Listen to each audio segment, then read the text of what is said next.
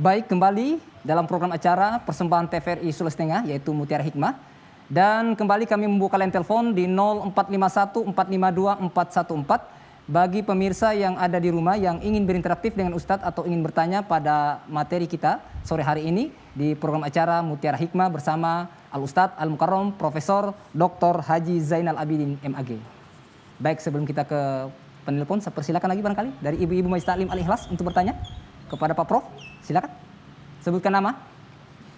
Assalamualaikum warahmatullahi wabarakatuh. Waalaikumsalam warahmatullahi wabarakatuh. Terima kasih kesempatan yang diberikan kepada saya. Nama saya Haji Agustina dari Majelis Taklim Al-Ikhlas Besusu Barat, Kecamatan Palu Timur. Pak Ustadz, saya mau bertanya, tadi mengatakan dalam pemahaman Islam terdapat dua perbedaan pemahaman dari Allah Subhanahu wa Ta'ala, Islam dan dari Allah Subhanahu wa Ta'ala, dan pemahaman dari manusia. Apa maksudnya itu, Pak Ustadz? Makasih atas kesempatan.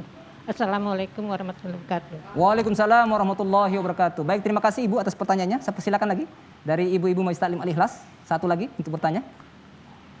Assalamualaikum warahmatullahi wabarakatuh. Waalaikumsalam warahmatullahi wabarakatuh. Perkenalkan, nama saya Ibu Rita dari Majelis Taklim Al-Ikhlas, Kelurahan Besusu Barat, Palu Timur. Terima kasih atas kesempatannya yang diberikan. Saya mau bertanya Pak Ustadz, mengapa umat Islam banyak perbedaan muncul dalam ajaran-ajarannya, padahal semua kembali pada Al-Quran dan hadis? Terima kasih. Assalamualaikum warahmatullahi wabarakatuh. Waalaikumsalam warahmatullahi wabarakatuh. Baik, terima kasih Ibu Rita dari Majelis Taklim Al-Ikhlas. Dan kembali kami membuka line telepon di 0451 452 414 bagi pemirsa yang ada di rumah yang ingin berinteraktif dengan Ustadz atau ingin bertanya pada materi kita sore hari ini di program acara Mutiara Hikmah dengan tema menghargai dan menghormati perbedaan dalam Islam. Ya, baik, sebelum kita ke penelpon, Pak Prof, kita lanjut ke Ibu-Ibu Majelis Taklim tentang pertanyaannya. Pak Prof, terdapat perbedaan lagi. Ada dua perbedaan antara Allah Subhanahu wa Ta'ala dengan manusia, Pak Prof. Seperti apa? Baik, pertanyaannya bagus. Pemahaman, Pak Prof. Ya. Islam dan pemahaman terhadap Islam adalah dua hal yang berbeda. Tanya apa maksudnya itu? Kalau kita bicara Islam, itu pasti dari Allah, tidak diragukan kebenarannya. Inna dina indallah Islam. Ya kan? Jadi Islam bersumber dari Allah, ya, yaitu Al-Quranul Karim. Tentu ada hadis-hadis sahih, hadis-hadis mutawatir, pasti tidak bertentangan dengan Al-Quranul Karim. Nah, itu namanya bersumber dari Allah. Tidak ada keraguan kita, pasti benar. Kalau datangnya dari Allah, pasti benar. Al-Quran yang kita baca ini pasti benar. Pemahaman tentang Islam itu bersumber dari manusia. Seperti yang saya jelaskan tadi, ketika Imam Syafi'i membaca Al-Quran, dia melahirkan pemahaman. Dia pahami bahwa yang dimaksudkan membasuh kepala itu adalah 3 helai rambut sudah dimaksudkan oleh Al-Quran. Artinya pemahaman itu bersumber dari manusia. Ya kan? Nanti kalau ibu-ibu sekolah, ibu-ibu juga belajar, ibu nanti bisa melahirkan pemahaman juga. Ya kan? Kita ini sering memahami. Oh, kenapa Bapak begitu sikapnya? Misalnya ini. Evena rau-rau misalnya. Ibu memahaminya. Oh, jangan-jangan saya tidak menyiapkan sarapan pagi. Umpamanya. Itu pemahaman kita. Apa sudah pasti benar? Belum tentu. Tapi kita yang memahaminya. Ya kan? Yang paling tahu benar atau tidak itu, kenapa dia marah-marah, mesti kita tanya sama dia. Kenapa kok Miu marah-marah? Oh, tentu dia bisa jawab. Oh, saya marah-marah karena tadi di kantor banyak betul anak buah macam-macam. Artinya kita memahami belum tentu benar. Tetapi kalau dia yang bilang, sudah pasti benar. Itu yang dimaksudkan. Islam bersumber dari Allah. Artinya Al-Quranul Karim dan hadis itu pasti benar. Tetapi kita yang memahaminya belum tentu benar. Imam Syafi'i manusia, dia memahami. Itulah muncul banyak pemahaman. Si Imam Syafi'i lain pemahamannya. Imam Malik lain pemahamannya. Al-Qur'annya pasti benar. Ya, tetapi pemahaman manusia bersumber dari manusia belum tentu benar. Benar ya. Itulah sebabnya saya selalu berkata, kalau dia pemahaman manusia terhadap teks ajaran Islam, jangan dipaksakan kepada orang. Karena belum tentu yang kita pahami, yang kita sadar, yang kita mengerti itu pasti benar. Kan cuma menduga-duga kita. Kan begitu? Nah, olehnya itu, Islam dan pemahaman terhadap Islam dua hal yang berbeda. Kalau dia bicara Al-Quran, kita sepakat Al-Quran benar. Tetapi bicara pemahaman Al-Quran, itu manusia yang berpikir. Kalau manusia yang berpikir, bisa benar, bisa juga salah. Karena Al-Quran dibaca oleh manusia, manusia menafsirkannya, maka muncul pendapat-pendapat. Pendapat-pendapat itu belum mutlak kebenarannya. Yang mutlak benar itu hanya Allah Subhanahu wa Ta'ala. Nah, itu namanya Islam dan pemahaman terhadap Islam adalah dua hal yang berbeda. Yang banyak di kita itu pemahaman. Itulah yang menyebabkan berbeda. Ya kan? Misalnya Komio kalau dengar lagunya Ebit Jade, saya kasih lagu sedikit supaya tertarik Komio. Iya Pak Prof. Iya. Supaya Komio tahu juga Ustadz ini mengerti lagu juga. Iya. Misalnya, coba tanyakan kepada rumput yang bergoyang. Siapa yang tahu artinya ini? Tentu kita menduga, oh ini yang dimaksudkan Ebit ini. Yang satu, Ledo, ini yang dimaksudkan oleh.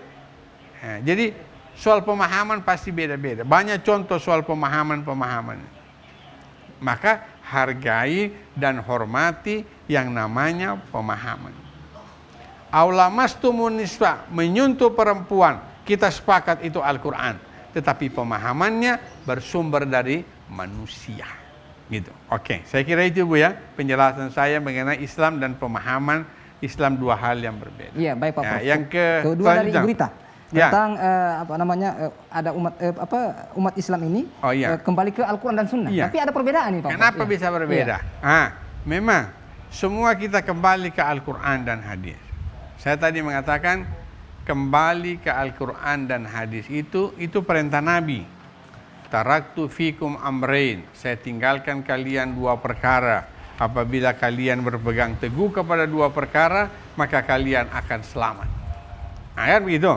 Jadi semua kita harus kembali ke Al-Quran dan hadis. Tapi memang persoalannya tidak semua orang bisa kembali langsung. Yang saya bilang tadi itu, ada yang kembali langsung.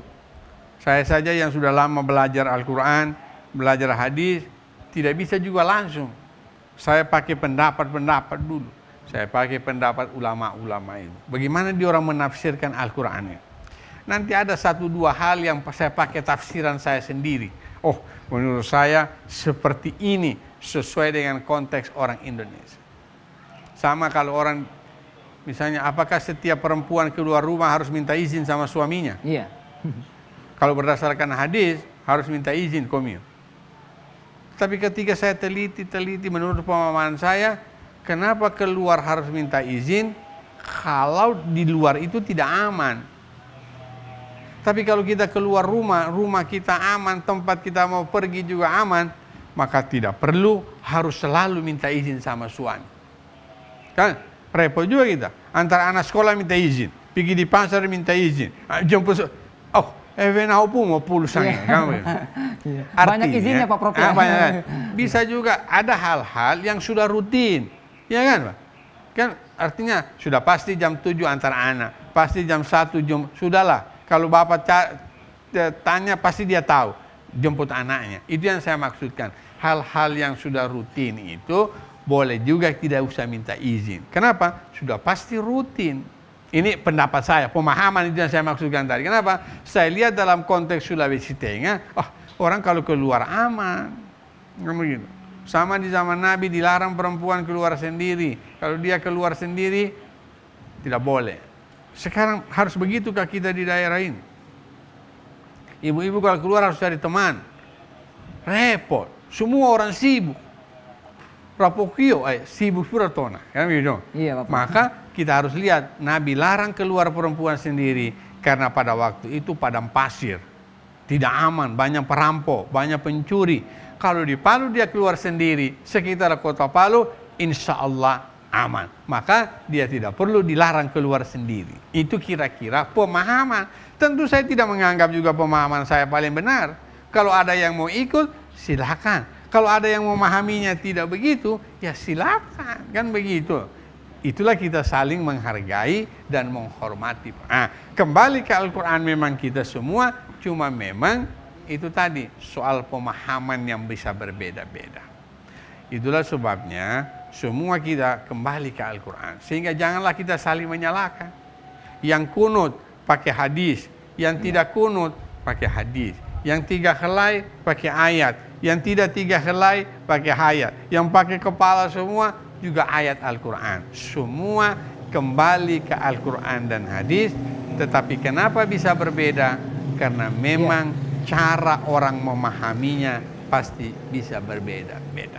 Iya, baik Pak Prof. Karena mengingat durasi waktu, mungkin Pak Prof bisa memberikan sedikit saja closing statement dari program acara Mutiara Hikmah pada sore hari ini. Baik, jamaah sekalian yang dimuliakan oleh Allah Subhanahu wa Ta'ala, saya kira terkait dengan judul kita, dan menurut saya judul ini sangat penting sekali di dalam era kita, karena banyak sekali orang yang menganggap hanya pendapatnya yang paling benar, orang lain kemudian salah. Boleh jadi itu benar, tapi janganlah salahkan pendapat orang lain. Saya selalu berkata begini, tidak perlu menjadi benar dengan menyalahkan orang lain. Artinya tidak usah kita menjadi benar dengan cara menyalahkan orang. Jadi tidak perlu menjadi benar dengan menyalahkan orang lain.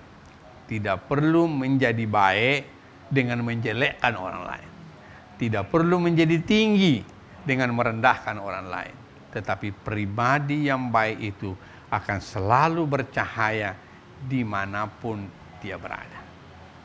Dan yang terakhir, walaupun kita mengetahui banyak hal, tetapi tidak berarti kita yang paling benar. Ini harus digarisbawahi juga ini, kalau menghargai perbedaan itu. Walaupun kita mengetahui banyak hal, tetapi tidak berarti kita yang paling benar. Boleh jadi pendapat orang lain ada yang lebih benar dari pendapat kita. Tetapi karena kita belum pelajari dan ditutupi oleh kesombongan-kesombongan kita, sehingga kebenaran orang lain tertutup oleh kesombongan-kesombongan kita. Mudah-mudahan ada manfaatnya buat kita semua. Bukan hanya menghargai perbedaan dalam hubungannya dengan ajaran Islam, menghargai perbedaan di antara kita sesama umat manusia. Nanti kita ada berbeda budaya, berbeda bahasa, berbeda agama, harus saling menghargai dan menghormati. Saya kira begitu. Ya, baik, terima kasih Pak Prof atas penjelasannya. Kaum muslimin dan muslimat pemirsa TVRI Sulawesi Tengah yang berbahagia, Pak Prof tadi sudah menjelaskan bahwa jadikanlah perbedaan sebagai rahmat dari Allah Subhanahu wa Ta'ala. Dan Pak Prof juga menjelaskan jangan saling menyalahkan orang lain, tetapi jadikanlah kita menjadi orang-orang yang senantiasa saling menghargai. Demikian Mutiara Hikmah pada sore hari ini. Saya ucapkan terima kasih kepada Al-Ustadz Al-Mukarram, Ustadz Profesor Dr. Haji Zainal Abidin MAG. Terima kasih Pak Prof sudah hadir di studio kami. Syukron jazakumullah khairan katsir Pak Prof. Amin, ya Rabbal Dan juga saya alamin. ucapkan terima kasih kepada ibu-ibu dari Majelis Taklim Al-Ikhlas, Kelurahan Besusu Barat, Kecamatan Palu Timur. Terima kasih ibu-ibu telah hadir di studio kami. Insya Allah kita sehat-sehat berjumpa lagi ibu-ibu. Amin.